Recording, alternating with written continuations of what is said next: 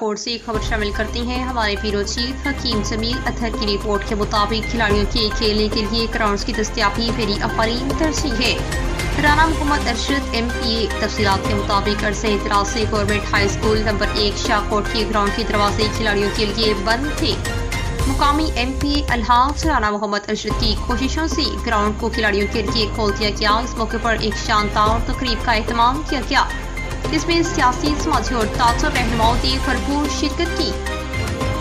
کھلاڑیوں نے کھیلنے کے لیے گراؤنڈز کی دستیابی پر انتہائی خوشی کا اظہار کرتے ہوئے رانا محمد ارشد کی حق میں نعرے لگائے۔ تقریب سے خطاب کرتے ہوئے رانا ارشد نے کہا کہ میرے حلقے کے نوجوانوں کو کھیلنے کے لیے گراؤنڈز کی دستیابی میری اولین ترجیح ہے۔ انہیں گراؤنڈ سے نکلنے والے کھلاڑی میرے ملک کا نام روشن کریں گے۔ اس موقع پر پیا Khalid Mahmood deputy district officer education اور محمد انور صدیقی سینئر نائب صدر مسلم لیگ نون ضلع ننکانہ نے بھی